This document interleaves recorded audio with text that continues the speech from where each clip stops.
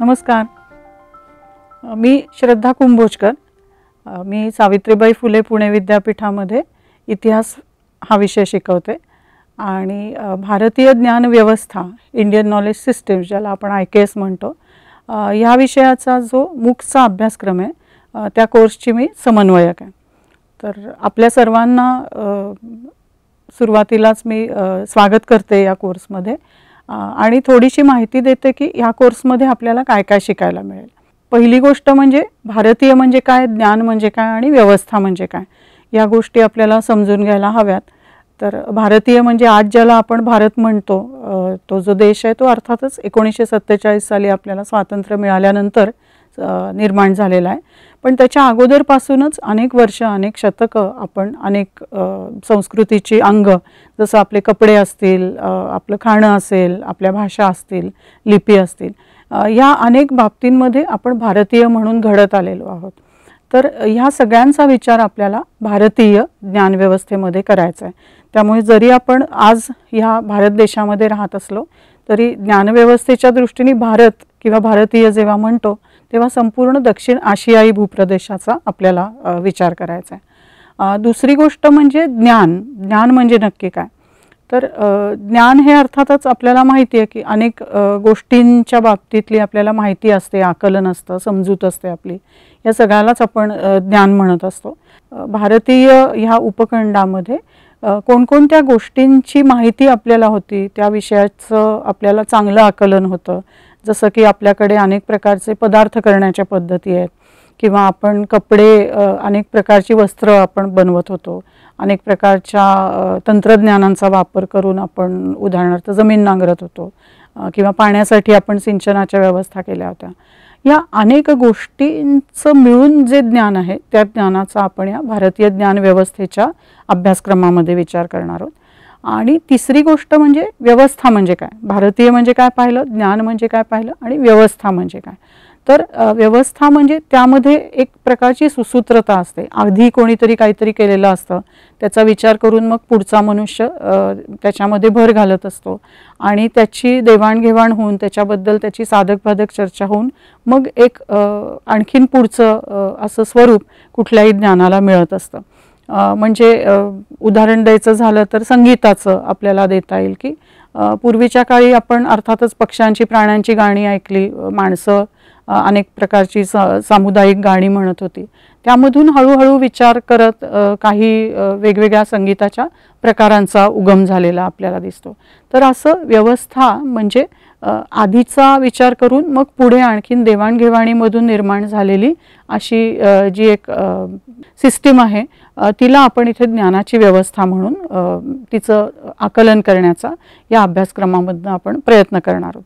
हा कोर्स जेव्हा तुम्ही करताय सगळेजण तर आपल्याला असा प्रश्न पडतो की कशासाठी आपण ह्या भारतीय ज्ञानव्यवस्थेचा अभ्यास करायचा. तर त्याबाबत शासनाने आपल्याला जेव्हा राष्ट्रीय नवशैक्षणिक धोरण 2020 मध्ये निर्माण केलं त्याच्यामध्येच स्पष्टपणे मार्गदर्शक अशी तत्त्व दिलेली आहेत आणि त्या तत्वांमध्ये त्यांनी सांगितलं आहे की जोवर आपल्या देशावरती परकीय राजसत्तांचं म्हणजे इंग्रज असतील, पोर्तुगीज असतील यांचं राज्य येत नव्हतं, आधुनिक काळ सुरू होत नव्हता, त्याच्या अगोदरचा संपूर्ण काळ भारतीयांनी कशा कशा पद्धतीने ज्ञानाची निर्मिती केली होती याबद्दलचं आकलन विद्यार्थ्यांना व्हावं असा ह्या अभ्यासक्रमाचा हेतू आहे. त्यामुळे तुम्ही art, science, commerce, engineering, management कुठलेही विषय शिकत असाल तरीसुद्धा हा विषय समजून घेतला म्हणजे तुम्हाला आपल्या देशाला ज्ञानाची एक विशिष्ट अशी व्यवस्था निर्माण करण्याची सवय राहिलेली आहे पूर्वापार याची जाणीव तुम्हाला होईल. त्यामुळे तुम्हाला समजेल अशा भाषेमध्ये, तुमच्या मातृभाषेमध्ये ह्या भारतीय ज्ञानव्यवस्थेचं आकलन, समजूत तुमची तयार व्हावी असा या राष्ट्रीय शैक्षणिक धोरणाचा उद्देश आहे. त्यामुळे आपण आज हा जो भारतीय ज्ञानव्यवस्थेचा अभ्यासक्रम आहे तो खास आपण जी भाषा रोज बोलतो त्या मराठी भाषेमध्ये सुरू करतोय. तर हा जो कोर्स आहे मूक्स म्हणजे ऑनलाईन पद्धतीने आपण सगळेजण हा अभ्यासक्रम शिकणार आहोत. तो 2 क्रेडिट्सचा 2 गुणांक त्याच्यामध्ये तुम्हाला मिळतील आणि त्याचा कालावधी आहे तो 6 आठवड्यांचा आहे. आता विषय शिकायचा म्हटल्यावरती परीक्षा कशी असणार काय याबद्दलही तुमच्या मनामध्ये सगळ्या शंका असतील. तर जसं आपण हा कोर्समध्ये पुढे जाऊया तसं प्रत्येक आठवड्याच्या शेवटी तुमची एक छोटीशी चाचणी परीक्षा घेतली जाईल आणि तुम्हाला त्याच्यामध्ये काय समजलं आहे, किती समजलं आहे, तुमचं त्या विषयाची समजूत वाढते की नाही हे आम्हाला कळण्याच्या दृष्टीने ती छोटीशी परीक्षा असेल. तर अशा 6 आठवड्यांच्या दर आठवड्याच्या शेवटी 6 चाचणी परीक्षा आपण घेणार आहोत आणि त्या चाचणी परीक्षांचे मिळून जे तुम्हाला गुण मिळतील ते तुमचं अंतर्गत मूल्यमापन इंटरनलचे मार्क्स म्हणून आपण गृहीत धरणार आहोत. आणि 6 आठवड्यांच्या शेवटी तुम्ही सगळी व्याख्यानं किंवा आमच्या सगळ्या तज्ज्ञ लोकांच्या सोबत जेव्हा समजून घ्याल विषय तर त्याच्यानंतर जी परीक्षा घेतली जाईल ती परीक्षा तुमची अंतिम परीक्षा असेल.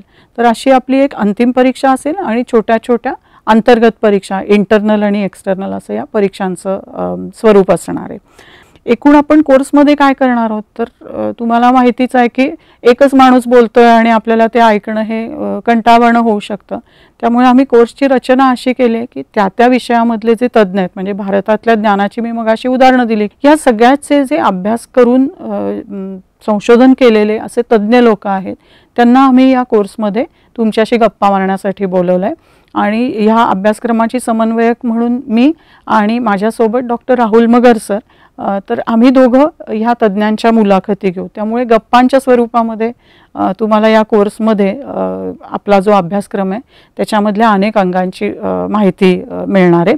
आणि हे याच्या सोबतीनेच अर्थात म्हणजे तुम्ही व्हिडिओज तर जरूर पाहालच पण त्याच्या सोबतीने तुम्हाला कधी कधी असं होतं की एखादा शब्द आपल्याला ऐकू नाही आला आहे काय म्हटलं होतं समजत नाही तर सारांश स्वरूपामध्ये त्याच्या नोट्सही तुम्हाला ह्याच आपल्या अभ्यासक्रमामध्ये उपलब्ध असतील. तर वेगवेगळ्या तज्ज्ञांना बोलवून बहुपर्यायी प्रश्नांच्या माध्यमामधून साध्या सोप्या आणि गप्पांच्या स्वरूपामध्ये भारतीय ज्ञानव्यवस्थेचा विषय शिकण्याची ही संधी तुम्ही नक्की चुकवणार नाही अशी मला खात्री वाटते. तुम्हाला सगळ्यांना आवाहन आहे की हा 2 क्रेडिट्सचा कोर्स तुम्ही मूक्स पद्धतीने आपल्या मातृभाषेमधून जरूर करावा.